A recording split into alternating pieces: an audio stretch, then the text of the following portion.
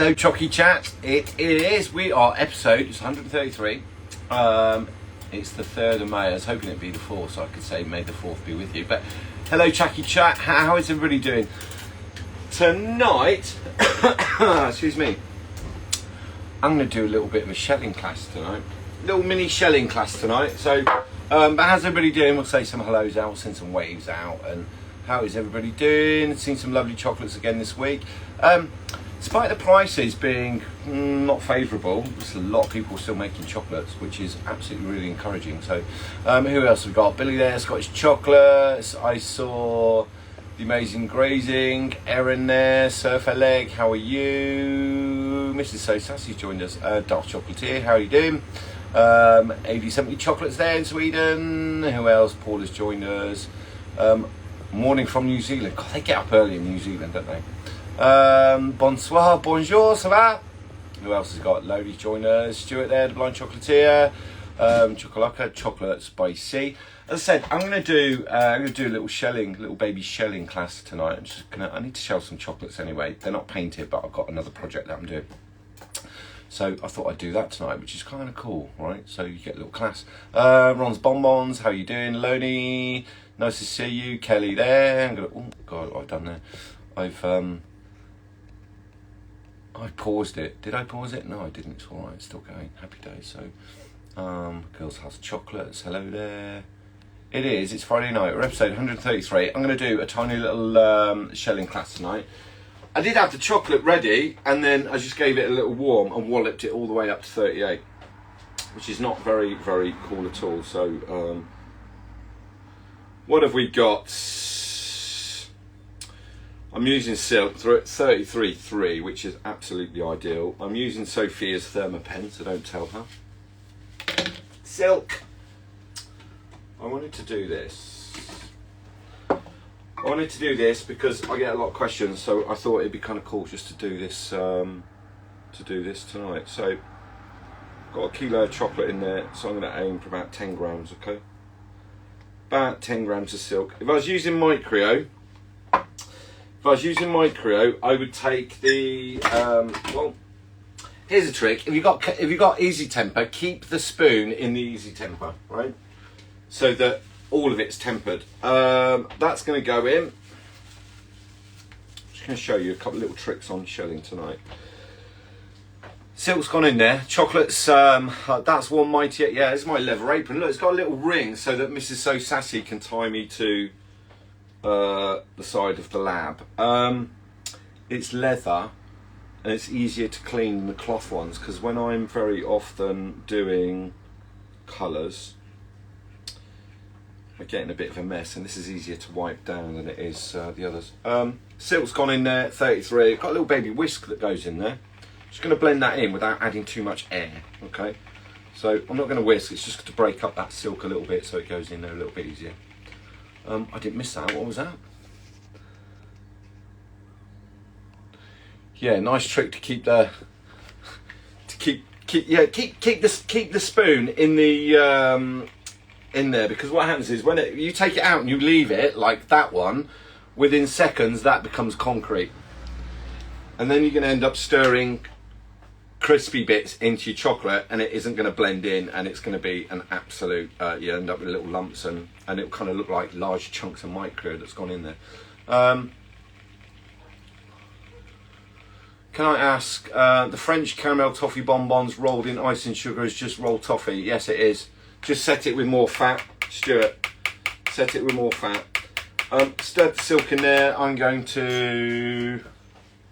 Here's another trick, right? I'm right-handed. That edge of the bowl's always clean. That edge of the bowl's always clean. Wherever I wipe that, I always do it in the same place. Okay? Because I don't. That chocolate that I've wiped on the side of the bowl there, at no point do I want that bit of chocolate to start tipping from this side. Okay? So, one edge of the bowl is clean, and I'll always leave the stirrer that side. And that side I will always scrape down and as I'm pouring. Here's a trick. We get the air bubbles out of here now. Okay? Get the air bubbles. I'm not trying to burst the air bubbles, just trying to get them to come to the surface. Once they come to the surface, you just give it a stir. mould it back in. So I melted the chocolate. This is a milk chocolate, but it's got 25% more dark chocolate added to it, right? Just to make it a little bit darker. So where it was a 45%, I've taken up to a 55. So may the 4th be with you. Happy days. Where have we got? Can you make silk with sous vide? Yes, you can. You can make it. Starting off in cold water though. I often see people they'll heat the water to 33.6, 33.7, and then put it in there. What it does, it just melts the butter, so you end up with a liquid. What you want to do is start cooler than that. So start around about kind of 28 degrees, the water at 28 degrees. Put your silk sous vide pouch, however you want to do it, and then that temperature wants to come up really, really slowly, so we don't actually melt the cocoa butter. It needs to stay in its same state. But yes, you can. And then once it's done, you want to grate it, so it's like my Creo, which I've got here. I don't have much because I was teaching today. My Creo is just like in a powder form, right? So if I leave the lid off this, if anybody's got an incubator, if you leave the lid off the incubator, or if you leave the lid off the tub when you're doing when you're using the Kadzama or Easy Temp, whichever, if you leave the lid off for a minute, it just sets like a concrete sheet within seconds, right? So the only difference is I can add that silk in at a lower temperature at 33. We can blend that all in. This will be ready to shell in a moment. So. Let's have a look. Right, I've added the beta crystals. We're at 32. So here's a thing. I've added the beta crystals to the chocolate. So I will decide what temperature we want to shell at. The bag might say 29 or 30 or 31 or whatever the little temperature gate, the little graph says on the side of your chocolate. The reality is that that's from the days of seeding. So, or tabling. So if we're adding the beta crystals to it, which is kind of a modern method, lazy or not, totally up to you, but do it the way you want to. If we're adding the beta crystals to it, we're going to use the chocolate on the cool down, right? So we don't need to warm it back up again. If we warm it back up again, then we're going to damage the beta crystals. So I'm quite happy to shell milk, white, dark, ruby, caramel. I'm quite happy to shell all of it at 32. Because that temperature that's on the side of the bags is more to do with fluidity. The working temperature is more to do with the fluidity of it than it is anything else, right? We've got the air bubbles come out. That edge of the bowl is nice and clean. And we're going to pour. I'm going to do this big mould first. I just want to show you a couple little tricks. Chocolate was at 33. We added silk. We blended that through. I'm happy. I don't need to test it. I put the silk in there. I know it's going to work. It's going to be absolutely fine. And by the time... kind of within 30 minutes time we'll be able to show you some shells, right? Here's the thing, if I just pour along this, I'm just going to try and be very accurate, right, and pour along. The more I put on, the more chocolate I put in, the more mess I'm going to make, okay? And the more mess I make, the more cleaning I'm going to have. So I just want to do it fairly accurately, right? I'm going to leave myself a barrier around the edges, okay? We'll do a bit more. We'll end right in the middle, okay? So if I scrape that round till it's filled all those cavities, and I'll show you first little trick. Okay, this isn't got cocoa butter in it because I just want the shells. If I need to put more on, I'm going to put it in the middle because I want to try and keep this as neat and tidy as I can without mess. Because the more chocolate we put on, the more chocolate is going to run over the edges, and that's where the mess comes from. It gets on your hands. Scrape that edge down. Okay. Scrape that edge down. If I tap that layer, first thing, if I just get rid of what I don't need to start with, I'll be left with a nice clean mould. Right? Nice clean mould, it's not running everywhere. If you don't scrape that first bit off, when you start tapping, it all starts running over the edge. It gets over the edge, it gets on there, then it gets on your hands, then you can't hold the mould. Then you put it in the fridge and now you've got chocolate on the mould, on your hands, in the fridge, on the door, it's everywhere, okay? So that's tap in, just gonna roll that round, okay? I'm not trying to burst the bubbles. I'm just trying to get the bubbles to come to the top. We're not trying to burst the bubbles. You're just trying to get any bubbles that are left in there to rise to the surface. Okay. Once they've come up to the surface, it only needs to be in there 20-30 seconds. No more. The fluidity is the fluidity. On tipping it out, just keep that level, right? Keep that level. The more you tap, the more will come out. Already creating a layer. Once it has stopped dripping, scrape it slowly. Okay, scrape it. Scrape your paddle. We're just trying to clean up now. That's all we're doing. We're scraping off the excess. Keep that level. Okay. Once you're happy, I'm not going to flip this over. Scrape slowly. If you scrape really fast, you'll just keep pulling chocolate out. This is the thing. You know, the really nice sharp edges that are on the shells. If we keep that level, if we flip that one over now and we give that a really good scrape, okay? We give that a really good scrape. I've completely cleaned that surface, so there's no chocolate over it, and it'll go upside down. I'm just going to leave that one to rest. Room temperature is 18, so I'm just going to leave that one to rest. It's just on a slight angle on the edge of the table, okay? So it's not really steep, it's just on a tight edge. Let me just fill this one quickly, the same process. So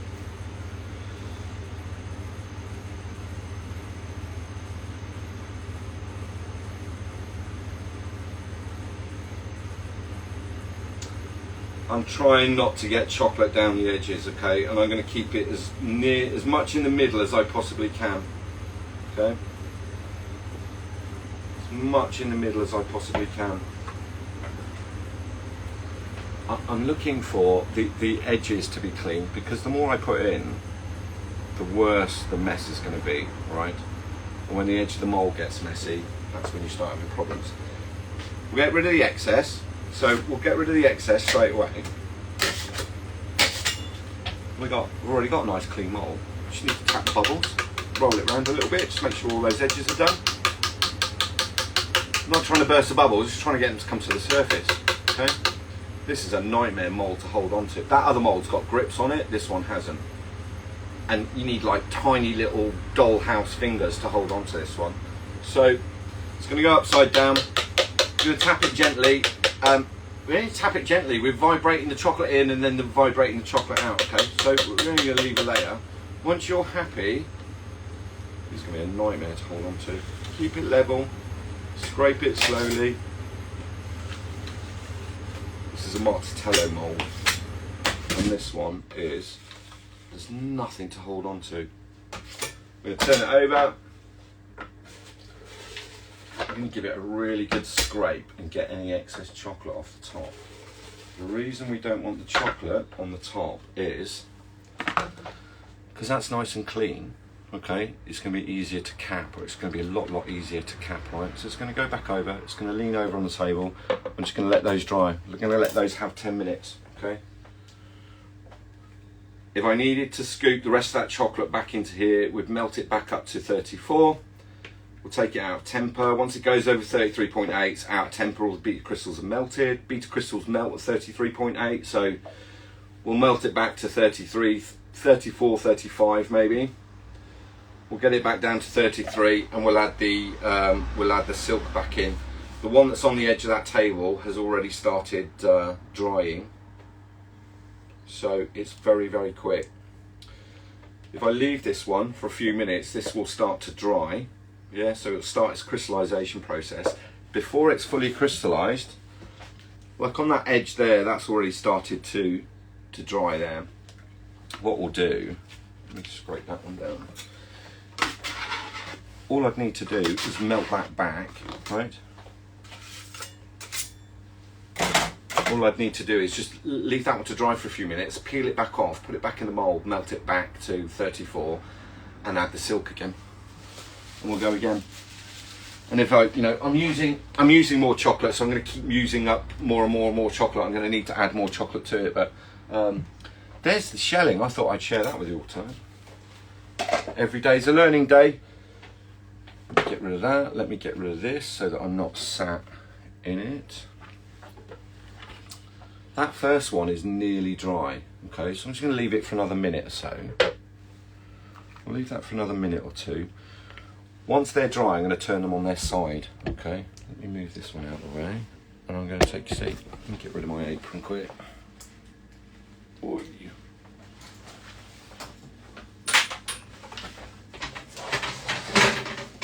There you go.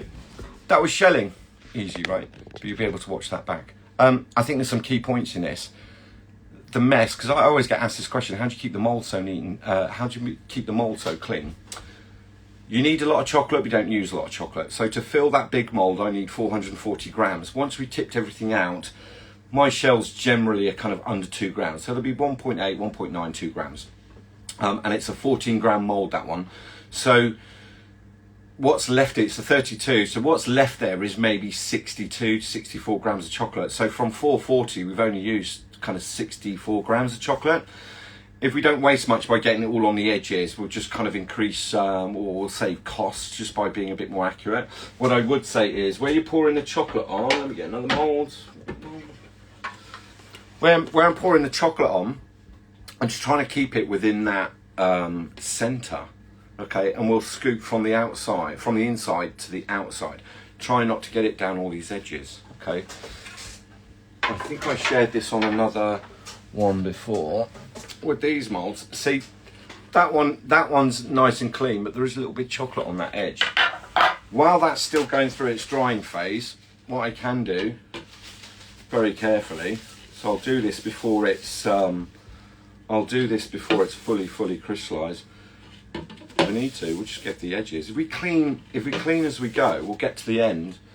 I'm not going to transfer any chocolate to the fridge. When I fill them again, I'm going to be really, really careful. And when I cap them and the top has dried, what again is we'll go around the edge and make sure so that when everything turns out, actually all we have to do is give the top of that a warm, and then once we've cracked everything out, all we need to do is just give that a quick hair dry and a really quick clean, and we'll be back to having a lovely clean mould. That's dried and gone dull now. So I'm going to leave that on its side. Well, I'm going to leave that on its side over there, stood up. The other one that I just shelled, that one's nearly dry. Nearly there. So I'm going to stand them on their side. I'll stand them on their side and we'll leave them there for about 10 minutes. And I just want them to have that dry phase. If we had cocoa butter in there, if I had coloured cocoa butter in there, the only thing that I actually need to start considering is the temperature of that chocolate. So if I've got coloured cocoa butter in a mould and I shell, for example, I've got a cup of tea, I forgot about that. If I've got colour in a mould, if I start shelling that and the chocolate's under 30 degrees, it's highly unlikely that we're going to melt this layer, particularly if it's a thick layer. So if you're hand painting or doing sponges or anything like that, you generally have a much thicker layer of cocoa butter. So what you need to consider is just raising that warmth a little bit. I think the nice thing about using silk or using micro is you're in control of what temperature you shell at. And what that means is, if I knew that that was a really thick layer and it was a milk chocolate, instead of shelling it at 31 or as the bag says 30.5, I might shell that at 32. I'm going to get slightly thinner shells, but it means it will melt that layer of cocoa butter, and there's a better chance of that adhering across. When they both shrink, because what's going to happen now is, because that one I put on the mat, that's nearly dry. The one that I poured on the mat is nearly dry, okay? So that one's starting to peel off, look, okay? But it's not crystallized, it's just gone through its dry phase, okay? So it's peeling off. If I put that back into a bowl, I swear, if I gave that 15 seconds on full power, the whole lot will be back to being liquid. So we're not going to raise the temperature hugely. What I do need to do is make sure we take it over that threshold of 33.8, just to make sure all the beta crystals are broken and gone. Then we'll reintroduce the beta crystals and we'll go again, if that makes sense. So that's the dry phase. So that's the state that it's in at the minute, okay, in the shell, but it's malleable, okay, and it's going to, my fingers are going to melt that and I'm going to leave marks all over it because it's not fully crystallized. It's just gone through its dry phase and it's all bound up, okay, so it's got no strength to it. But that melts really, really, really quickly. So the idea, like you can use I will use a melting tank, so we'll have everything at 35 degrees. We'll put it into a bowl. If I really, really needed to, I can get everything to 33, turn the machine off, introduce the silk to it, make sure that's fully blended in, and keep using that, and use a heat gun or a hairdryer just to keep the heat up to around about 32 if we were shelling. If we were shelling big volumes. I've got to say the way I prefer is to put, I know that mould takes 440 grams, okay? I know that takes 440 grams. I know I can get 1.7 kilos in there, and 1.7 kilos will do 4 of those moulds. Once I've done the first 2, then I'll just warm that mould, I'll just warm that up by a degree because it's cooling down quite rapidly. So we'll do the first 2 shells, do the first 2 moulds of shelling. The remainder in there is enough to do the next 2, but we'll just give that a little rise in temperature. So we check it, test it, and then get it back up to 32. Make sure we haven't too much aggressive heat, and then we'll shell the final 2, and all that gets tipped back into a melting tank. And it's just, I find that an easy way of doing it. I could just do we'll shell everything in multiples of 4, right? So those moulds, they're fine. They've gone through that dry phase. They're fully dry now, okay? But they're not retracted, and they won't retract because it's not cold enough. The room is at 19 degrees, so we'll leave those in their dry phase, and then we're going to put those in the fridge. And I should be able to show you some. Some shelled chocolates, right? But anyway, there we go. How's everybody doing? Was that all right? Was that helpful? I'm sure it was. Was that a whisk I used to stir in the silk? Yeah, it was. Little baby whisk. Just it breaks up the silk a little bit easier. It breaks up the silk a little bit. Whilst it's very, very fluid, I just find it easy to blend that through very, very quickly. I can use a bar mix. The problem is with the bar mix, I don't want to add any air bubbles to the chocolate. I truly don't want to do that. Otherwise, I'm going to have to spend ages tapping the air bubbles out, and air bubbles and chocolate is not good for shelling. So. I bought a dental vibrator machine hoping it would help. It's not enough, no. The best trick I know of, get the air bubbles out here, okay? If you take that chocolate up to 36, 37, 38, it's much more fluid and the air bubbles will dissipate. If you have got a lot of air bubbles, put it through a sieve, because that will dissipate all the air bubbles. Get the air. It's the best tip I know. Take the air bubbles out here, and then when you fill the mould, you're not going to have quite so many. You're not going to have those problems. But the thicker the chocolate, the more air bubbles it traps, which is kind of why I like using a 4-drop chocolate for shelling. One, I can get thin shells, and 2, it doesn't trap anywhere near as many air bubbles, right? Which is always a good thing. Always a good thing. But, loved your ice pack tip this week. Yeah. If your room's a little bit warm, you get the square. I haven't got one here. They're the blue frozen ice packs, okay? Just put that underneath your mould, not for long, just put that underneath your mould if you're spraying certain designs and it's cold enough just to make the cocoa butter stand still. We're trying to use the cocoa butter at the lowest temperature we can get away with. The lowest temperature that we can get away with. For my brand, it will start to dry and crystallise at around about 24.2. I don't know about other brands because I don't test those. I suspect it's much, much higher. So I know that ours can go down to 26 and they're manageable to spray with. And I know that works because I talk to so many people on Chocy Chat that do that. And it's been a game changer for them. So let's see if we've got any retraction going on. Not yet. Not yet. Linda's, I'm busy making Easter chocolates.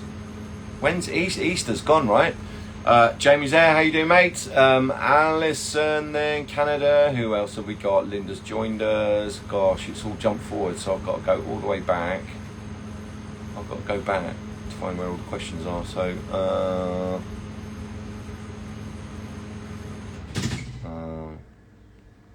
let me just scroll back 1 second. I don't know why my Instagram all jumps forward, so I've got to go back like 25 minutes. Oh, bear with me a second. Here we go. Dolce Mara, hello. Jason's joined us. Chocy Chocolates. Afternoon crew. Hope everyone's had a great week. I think everybody's had a great week, actually. I've had a busy week. Nice scraper, by the way. That's an original. I know, a scraper's a scraper, right? Back in the day, we used to use metal rulers. Chocolate Escapade, how are you? There is a couple of questions. So, Girls Answer Chocolate. I find when I shell at 32, I need to keep the shell a long time when my shells are too thin, but you seem to say fluidity is a property of the chocolate more than the temperature. Honestly, it's a little bit of both. If I shell everything at 32, that's one less thing that I have to start considering, all right? I forcibly make all my chocolates 4-drop. So what that means is I will add cocoa butter. So if I've got a really thick chocolate, I don't like shelling in thick chocolate. If you've ever tried to shell in 2-drop chocolate, it's just the worst. The air bubbles, it's too thick. You can't scrape it. You can't get sharp edges. It's great for Easter eggs. It's great for moulded products. It's good for enrobing if you want a really thick layer. It's really good for dipping if you're doing truffles and things, 2-drop chocolate. But like on the whole, 4-drop chocolate works for me. And I think across all the brands, the problem with 3-drop is every single brand, 3-drop chocolate is totally different. So I did an experiment here. Maybe I need to repost it. We got 5 different chocolates that were all 3-drop. And I put them all in bowls and I put them all at 30 degrees and every single one of them was different. Every single one. I'm not going to name the brands, but the fluidity, the drop, it's not really an accurate measure. So I could create a chocolate right now, and if I want to call it a 3-drop, I can. There is nobody stopping me. It's not an internationally recognised measurement, right? Drop. So if I made a chocolate now and I wanted to call it a 4-drop, I can. It's based on what I want to call it, right? As chocolate cools down, so at 33, 34, it's as fluid as it's ever going to be. So chocolate at 34 is as fluid as it is at 40, 45. The cocoa butter that's in there really changes shape and it changes structure as it starts to cool down. So the cocoa butter that's in your chocolate, at 33, 32 it's thicker, 31 it's thicker, 30 it's thicker, all the way down to 27 where it's really, really thick. Dark chocolates are much thicker at a lower temperature, whereas milk chocolates aren't because there's more products in there. The fluidity and the temperature is something you need to measure. I prefer to make all my chocolates up to 4-drop because I just find it easier. I get thinner shells. I work everything at 32 degrees. That kind of works for me in my business. Certainly when I'm doing bigger volume. It's a mix of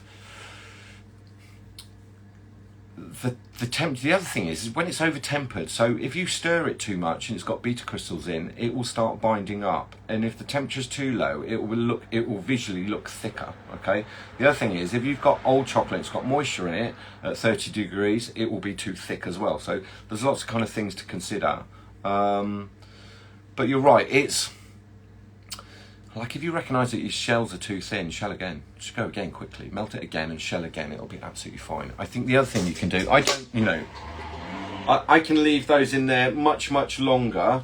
I can leave the chocolate in there longer. And the longer it's in there, the thicker the shell's going to be. But what I have got is lovely thin shells, right? And very, very sharp edges, which means I don't need to heat that mould when I come to cap. So we will pour the chocolate on at 33 degrees and we will cap, right? I haven't got lots of additional mess, but they're all nice and tight and, the surface is all clean and it works. So give those a couple more minutes and we'll put those in the fridge and just force those in the fridge to retract, right?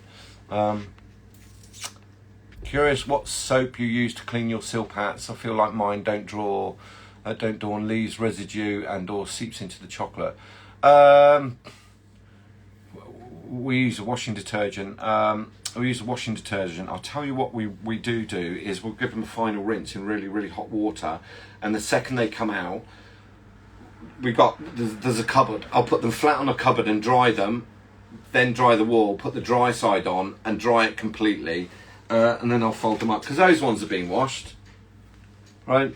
You do get some residue. You'll find that if these sit out for 3 or 4 days, You know, I went on holiday and they were nice and clean, and when I came back you could see all the white that's on them. They should be, it's hot water sponge, but they don't feel tacky or greasy. They are, you know, they've got there's some friction when I put my hands over them. So hot water and bubbles. That's how you clean things. Philippe Vieira, how are you, sir? Where do you buy those nice big silicone mats, and do you just wash them in the sink? Yes, I wash them in the sink. They're from AliExpress. They're about £2 each, right? They're about £2 each. I always describe this. I did a class today with somebody and I said, you know, they asked me about, well, do you not have a big tempering machine? It's like, no, I'm a home producer and I teach home producers. Yes, I do classes, I do things with big professionals and we talk about machinery and all the rest of it. But for the majority of what I teach, they are small scale, Chocy Chat crew, people that are working from home as either a side business or looking to transition into full time. A lot of the stuff that we have, we could probably go and afford to buy the bits and pieces that have, you know, got the logos. But the reality is that nothing wrong with that £1 whisk from Morrison's that I took the plastic handle off.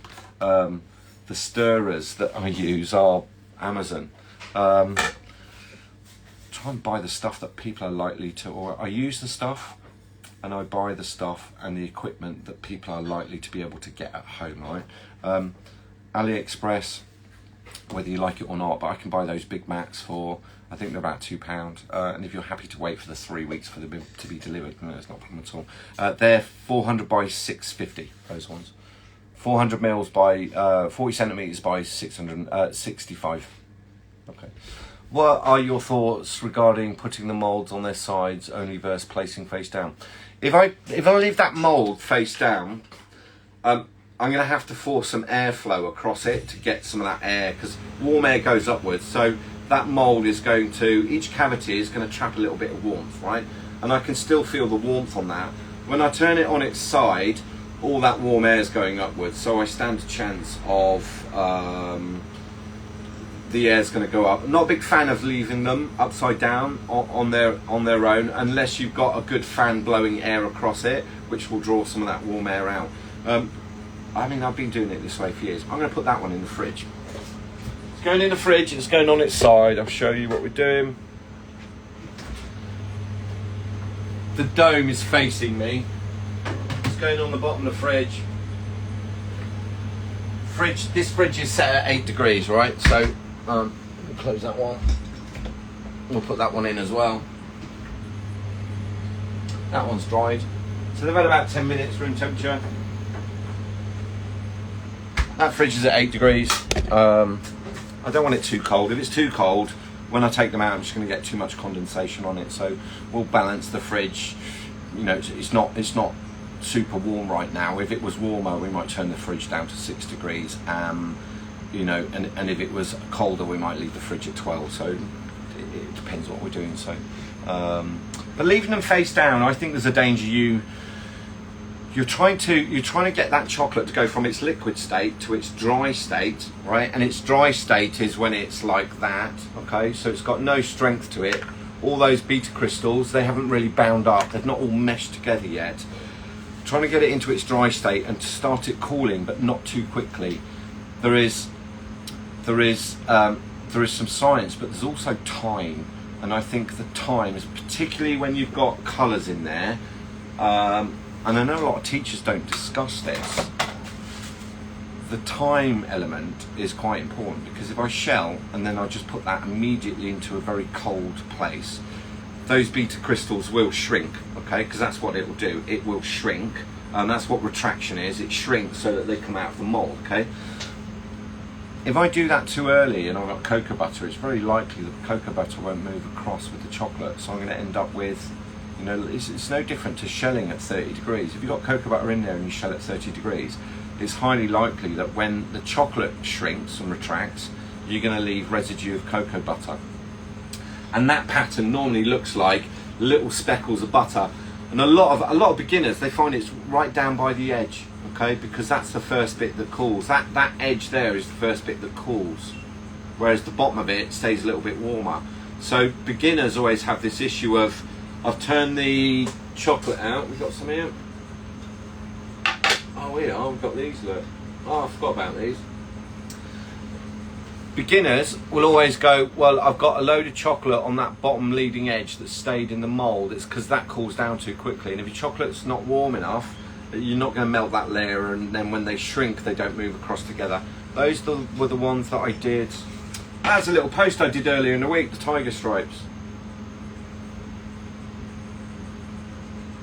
So if I pull that, that was, we sprayed forest green and then backed it with silver and just shelled it with dark chocolate. Happy days. It's all little tricks, right? That scrape that I did at the end, okay, that scrape when we tapped everything out, that scrape that I did cleans that surface. But what it does, I'll show you on this one here, is it gives you really, really sharp edges, right? I'm not a big fan of capping by warming the mould up. If your room's really cold and your filling's really cold, and these come from a cold area, by all means warm that mould, and I will do it based on conditions. If my edges are nice and thin and sharp, the chocolate will bind to it because it's a thinner chocolate, and because it's a thinner edge on the shell, I don't need as much heat for the two to bond together. So that kind of works for me. If we were doing thicker shells that were flat edges,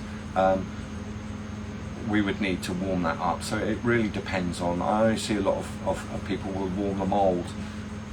But honestly, I've never ever found that I've needed to. The only times I've ever done it is when this room is particularly cold, midwinter, window open, or if the room is down at kind of 10-12 degrees, maybe we'll give the mould a little warm before we cap, right? But it's not something I do generally. So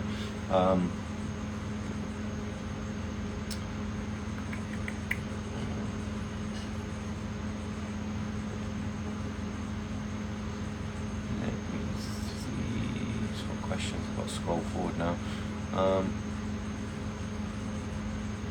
I thought Easter was a while ago. Oh, Orthodox Easter is this Sunday. I didn't know that. Happy days. That would explain why I keep seeing all the Easter eggs, and it's like, right, I might miss something. I know I was away. We were away for Eid. I don't think we missed Easter. Anyway, now I know. Cocoa petals. I'm entering a competition in college. Have to do a large Easter egg with no cocoa butter decoration. Having real issues with release marks on the egg. Any advice? Yeah. What I just described as time, okay?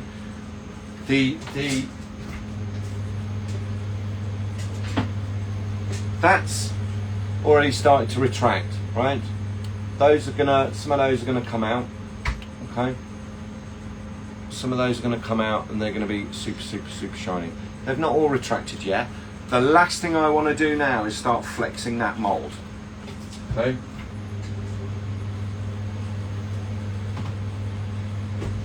Last thing I want to do is start flexing that mould and forcing them all to retract, because you're going to end up splitting one of the shells. Retraction marks, you just kind of need to get it into the cold sooner, but you need to, I do your timing. So if you're doing an Easter egg, fill it and do a thicker layer, because the thicker layer will have more strength to shrink, and it will shrink faster all at one speed. Release marks can be one of many things. If the mold is too cold, when you pour the chocolate in, what you get is these like microscopic waves. So it's not having the mold too cold. I normally see it, certainly I'll say to people, put the mold on a, have we got an Easter egg mold here? No, we don't. Put the mold on a mat, right? Because if it's on a cold table, it's on a cold surface, it will just give you a little bit more time. If you need to, warm the molds gently and then pour the chocolate in. The release marks come from the chocolate. This is happening microscopically. As you pour the chocolate in, it kind of creates waves, okay? And then it dries, goes through that dry phase, and then you want to force it to retract very, very quickly. I kind of leave it in the fridge longer than you would expect to. It's that timing. Again, it's time. But I would time stuff to see what happens, because there's nothing wrong with you shelling an egg and say, right, well, I'll leave it at room temperature for 10 minutes and then I'll force it to retract in the fridge for 6 minutes, and then have a look at it. And it might be that you leave it at room temperature for 8 minutes and then retract it for 7. So you just kind of work out some of the odds there.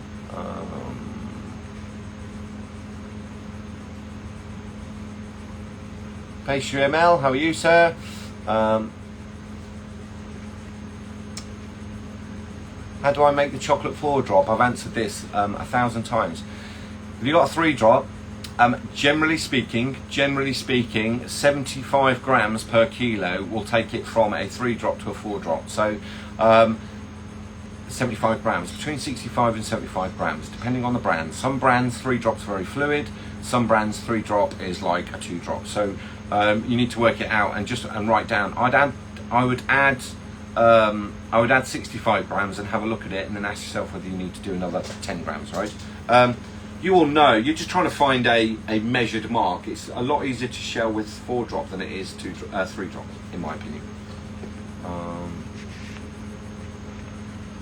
Hi James, if I'm tempering using the tabling method, am I still safe heating it up to 32 degrees, or will I start melting too many beta crystals? Usually don't heat above 31. You can warm it up to whatever temperature you want. It's the aggressiveness of the warming up that's the problem.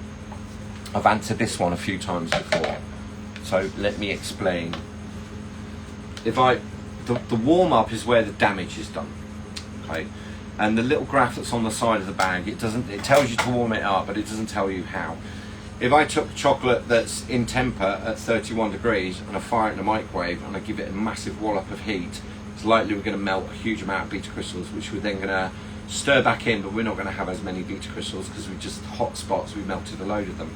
And then with seeding, we have this issue with like students. Oh, I've come across this so many times. We have chocolate, we melt it to 45. Tabling's the same thing, right? We'll melt it to 45, we'll add the callets, we'll stir for a day, okay, until your arm falls off. We'll take it down to 27, we'll warm it back up to 28, 29, and we'll stick a stick in there and go, there's my tempered chocolate. So we put that aside. Then we start trying to use it, but we haven't quite warmed it enough, so we give it another big warm up so it's really fluid. We shell, it doesn't work, and then they go, yeah, but look at my tempered chocolate. They're not the same thing if you warmed that one after you dipped that one. So, not a fan of heat guns, too hot. Heat guns have their place when I'm trying to melt cocoa butter for a table. If I've got a big melting tank with 20 litres of chocolate in there, a heat gun's probably a bit more efficient than a hairdryer. When I'm doing smaller amounts, a hairdryer is just a bit more gentle heat. If you imagine in that big mass of chocolate that the beta crystal, like if we took an X-ray of it, it would look like candy floss in the middle of in the inside of the chocolate. That's what beta crystals. They're all meshed, okay? And when they cool, they shrink and they tighten, which is what retraction is. Okay? Talking of retraction, here we go. They're all good.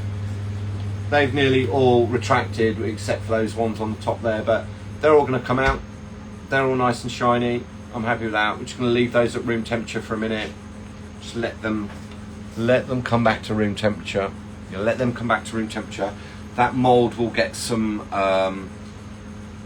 moisture over it, so it's condensation. Not a lot, but a tiny bit, because it's come out of a cold space into a warm space.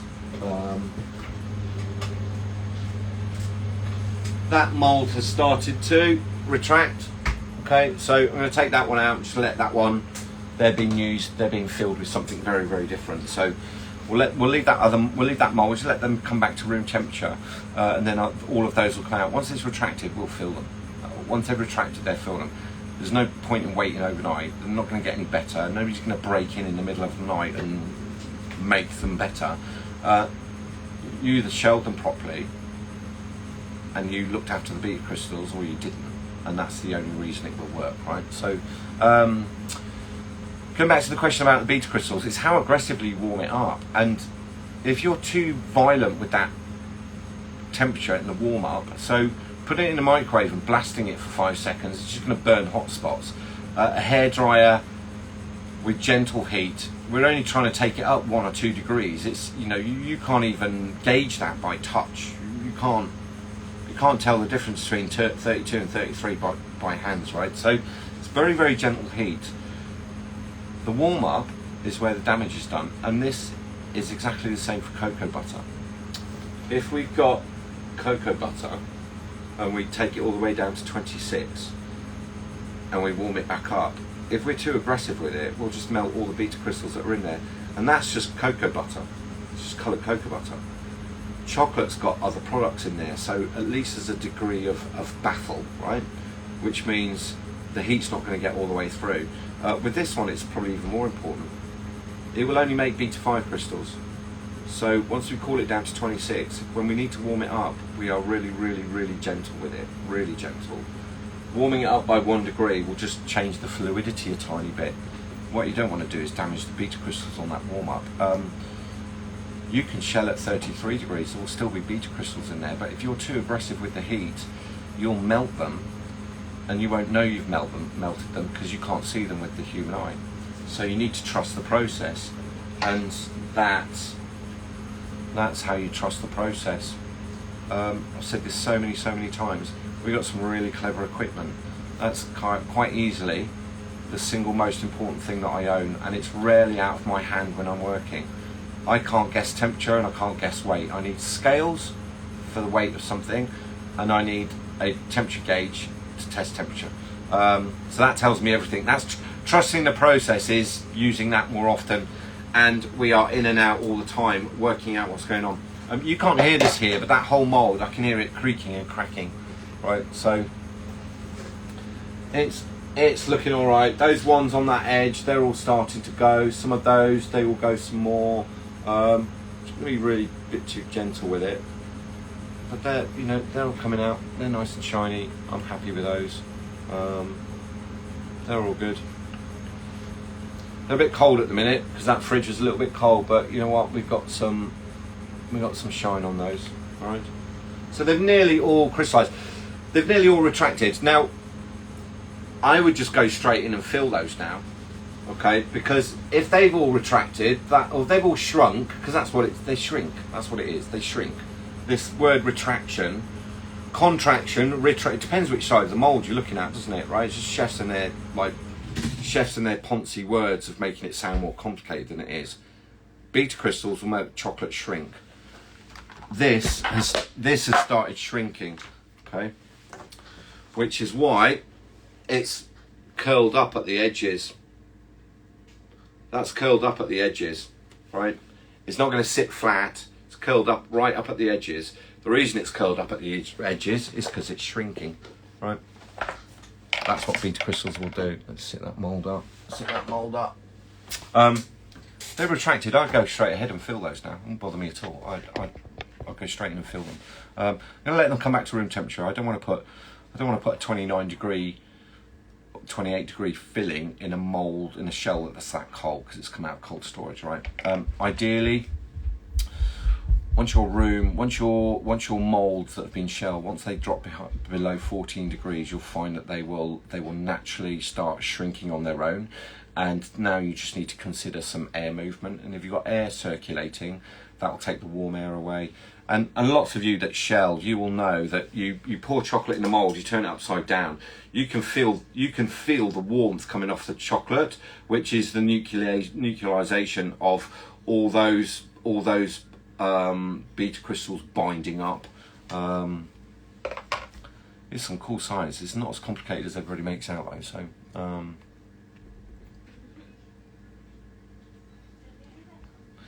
Feeling disheartened this week. Advertised my Mother's Day hampers and haven't received an order. Keep advertising, keep posting, just keep posting. If you post to stories, assume that it's gone in 24 hours. Stories generally reach about 10% of your audience, right? So you might need to post it a couple of times a day. But after 24 hours, that story's never going to be seen again unless you have it in highlights. So you just got to keep posting. I think this order's slow for quite a few people. Do Good Chocolates, that's Dean. I had a lovely meeting with him today. Linda's there, Art Chocolate, hello. Who else? Mind Your Temper, how are you?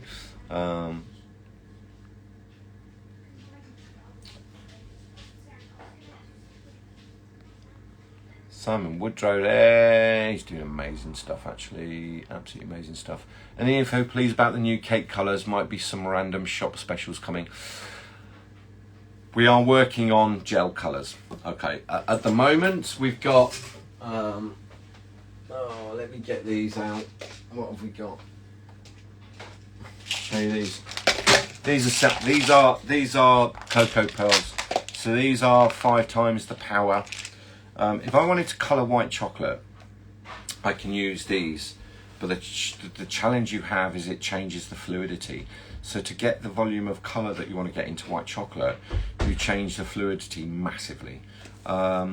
Whereas with these are 5 times the power. So 50 grams of that is equal to 300 of one of those. That makes sense? So we're just waiting on these coming back from testing. They're not the tubs that they're going to go in. So these are just going out to chefs to test. And I've got, we've got the prime colours, so red, blue and yellow, and then we're doing white as well. We may well add a purple, we may well add an orange, we may well add a green because that's kind of an option, but you can make green from the yellow and blue. So we're debating that in a minute. There's a lot of legislation around these. There's a lot of key points with the regulators that I have to tick the box for, because these, you know, you can't ingest them. You've got to keep them out of reach of children. The specific amounts. So each one of those will colour 68 grams of white chocolate. So 68 grams of white chocolate is quite a lot. It's getting on for nearly 3 ounces. So they're very, very powerful.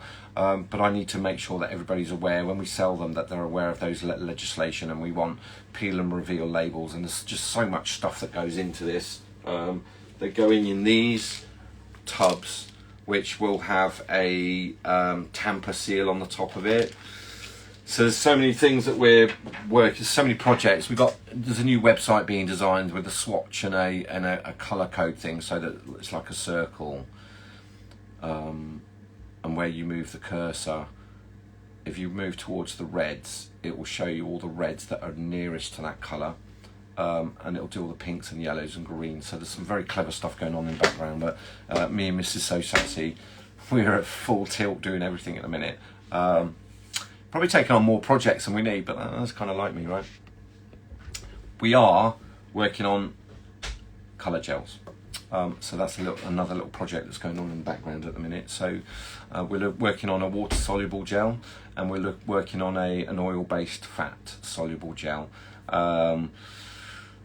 It's really in its infancy stages. I don't see us getting anywhere kind of within the next 3 months, but like, you never know. Once these products go to market and they're available, I will start on the next product, and that's kind of what I'm like. So, hello. You come say hello. Sam, come and say hello. Chocy Chat crew. So we just did some shelling. Are they good? Nice. Are they good enough? Is that mould nice and clean? That's nice. They haven't all, but they will. I'd go ahead. I would go and fill those, because I know that they're going to rest, and then I'll cap them, and they will all come out, and they'll be absolutely fine. Should we put some of those on top? Are they nice and shiny, look? Yeah, they're really nice. You can see next week's weather in them. They're all coming out. I won't take all of them out. But this one and this one on. Yeah, it's okay. Nice thin edges, look. Okay, so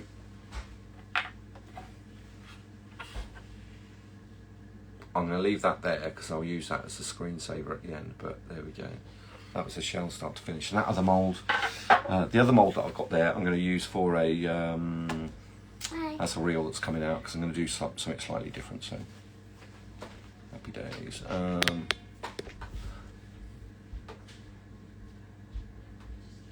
Yeah, cake. You're just gonna have to hold out with the cake colours. This is so busy with this alone at the minute. It's absolutely. That was near empty at the start of the week. We came back from holiday, and that got emptied. So I've just literally spent the week, it's just 13, 14 hour days, back to back to back, topping it all up, which is fine, not complaining, that's our business, and we're enjoying it, and we're thankful. I'll get to the other products, because I really want to, it's from the cake makers, and I'm going to email out some people whose advice I'd like, and I may well contact some people in Chocy Chat that do cakes, because it's always got to be solution based to me. And it's like, what are the issues with, like, if you've got some feedback for me on the cake colours that you use and what are the difficulties, like, are they pigmented enough? Does the delivery system work?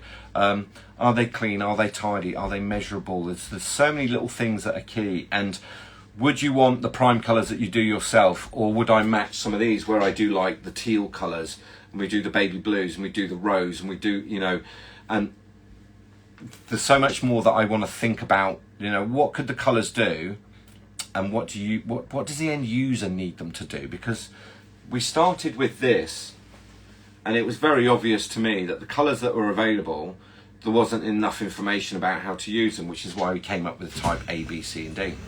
And I know that's working because somebody shared a beautiful graph on the Chocy Chat page today where they've broken them all down and they've ticked whether it's a type A, type B, type C, whether it's got titanium or not, just so that they can make better decisions on, why would I grab this colour? Like, why would I do, for this one here, why would I do forest green? So why would I do a type A and then back it with a type C? Well, if I do a type A, it's translucent, so you'll be able to see the tiger stripes. And if I back it with silver, it will show through, but also give me some opacity. If I back sprayed that with white, don't think it'd have the same effect, right? So it's the decision, like for chocolatiers, for you guys that make things, I know that it helps just making those decisions. Like, what colour shall I know what design I want to do. Now what colours shall I grab that make sense, that I know will work, and I know I'll get the outcome that I was looking for, right? Because type C will give you a bit of opacity, but not like white. White will give you opacity, but nothing's coming through. So some designs just might be completely blanked out. It's going to be the same case with the cake makers. The specific things that they're looking for, and if you could design your own colours, what would they be, and why would you do that? And I think that's the question that I'm going to go out to industry. No, I'm not going out to industry. They're the questions that I'm going to ask the people whose opinion I value in Chocy Chat to help me make a decision so we can create a product that's better. Right? It's always about solutions. I did the shelling class tonight because I get hundreds and hundreds of questions. Like, sometimes the DMs are hundreds a day, so it's easier for me to just help being the solution to it, right? Oh, Billy, just found the mats on AliExpress, 81p each, happy days. Yeah, like I said. And if you don't mind waiting, you have to wait 3 weeks, but do you know what, hey ho. Jeddah Gist, do I do courses? Yeah, I do lots of classes. Head over to the website, all the classes are there. So,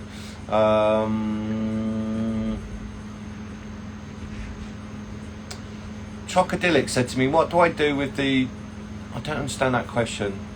Evelyn, you said, what do I do with the, what can I do with moulds I've tested colours on? For anybody that uses coloured cocoa butter, washing a mould that's just got cocoa butter in is the hardest thing in the planet, right? You just, it's probably easier just to shell with chocolate. These are all, you know, like I make all these, that chocolate will all go back into, I'm going to break everybody's heart now. I did those ones, they will just go back into there, right? So those ones, they're lovely, but those will all get melted down again. These ones, where are they? These are the ones that I did, these are a little testers, so all of those will go back in, right? And I will use that, look at that one there, look, beautiful. Those ones there, I'll just melt them down and I'll use those for testers. Because when I test colours, it's honestly, if I spray colours because I want to test them or check them, it's easier for me to shell with chocolate and then just take it back to that state. And I'll just keep using that chocolate to do demos and do like reels and that kind of thing. It's not going to necessarily go into be edible.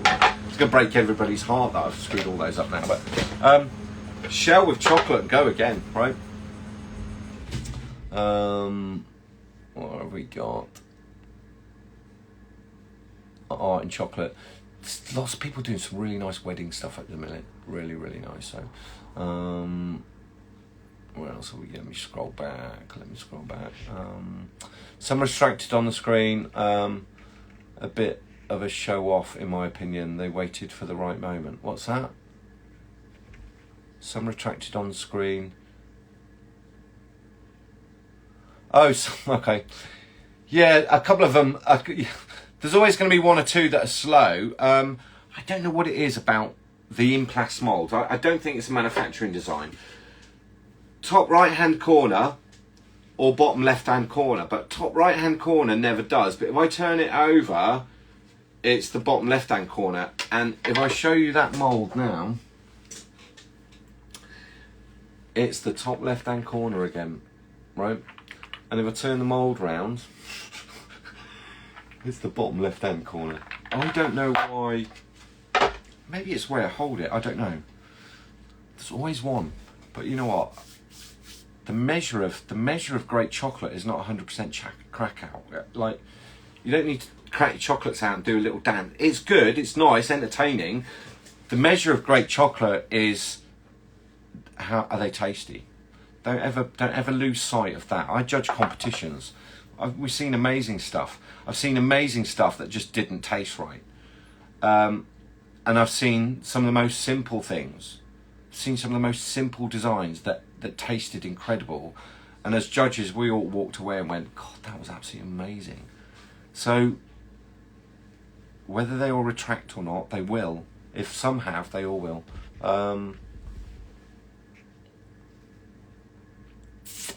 That's a good share there. Pastry ML, quick info. Some of the suppliers just increased Calibut chocolate by 20%.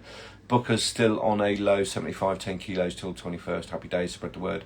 Yeah, Booker's, we use Booker a lot actually. Always good deals here.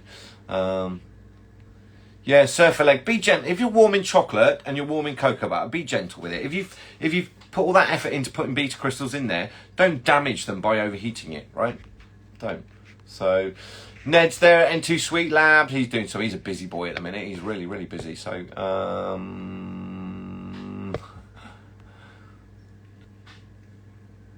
would it work for panning white? What's that? What's that, Stuart? The cocoa pearls? Yeah, yes, they will. Colour swatches. The only challenge we have with colour swatches is there's a liquid colour and then there is a dry colour, and then the chocolate that you put behind it will change the colour. How you back spray it will change the colour. So we've got to, you've got to take the swatches with a little bit of advice and a little bit of an air of variation, because it's like buying paint in the superstore. You look at the colour on the label when you paint it on the wall and go, that's nothing like it. Well, it's quite hard to duplicate a wet colour against a dry colour, right? And equally, it would be the reverse way. If I put what the wet colour was as the label, and then when you shell it, it wouldn't be right. But then equally, if I showed a swatch of the dry colour, when you melt it, you look at it and go, that's not the same colour, right? So wet colour, dry colour, different things, totally. Flavour first, right? We make chocolates and we decide flavour first every single time. I hope that's been helpful. Those are all going to go into the melting pot because they've all come out and they're all super, super shiny. They're all going to go back in the melting pot because I'm going to do something else. The other one there I'm going to do for a reel, but they've all come out. I'm happy with that. It's going to break people's heart that I just shelled that and then put them away, but I'm happy with those. Shall I get a set of scales? Should get the micro scales and I'll tell you how much they weigh. I reckon these are like I'm going to go with 2.1, 2.2. You'll have to base this on my honesty. So, low battery, you are kidding me, right? Haha, what are the chances?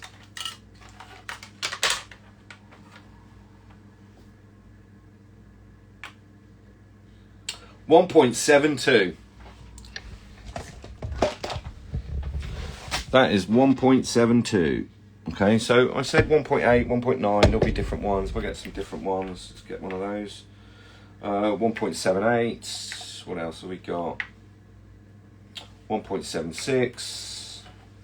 These are nice thin shells. This is a 4-drop chocolate at 1.76. Let's get some other random ones. 1.71. What else we got? 1.71, 1.76, 1.76. God, they're quite accurate these actually, aren't they? 1.78. Happy days.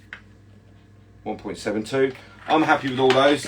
That will give me a shelling weight of that mould of around about 60 with 4-drop chocolate. That'll give me the shells will weigh around about we'll call it 64 grams with wastage. Makes it a lot easier for me to cost things out, and what that means is if you keep jumping between chocolates, those ones that haven't retracted, they're the ones that haven't retracted. That one has, but it's not coming out. Give those a bit more cold in the fridge. If some come out, they all will, right? And I'll melt that down and I'll do that as another experiment at another point, right? Because there's no waste in chocolate. That'll give me a mould weight of about we'll call it 64 grams to 32. So 1.7, 1.8, I'm happy with that. So that is based on a 14 gram mould, right? So they are quite large. The cap is normally about 2/3 of a gram. I like slightly thicker caps. And don't get me started on capping. There's no bonbon place, so I'll do the caps as thick as I want, all right? Yeah, nice and consistent, but the scraping, the tapping, all of that, I showed you all that, so you'll be able to play this one back. I'm going to go, because they've done dinner time, and my tea has gone cold. I don't think there's any more questions. Is there any more questions?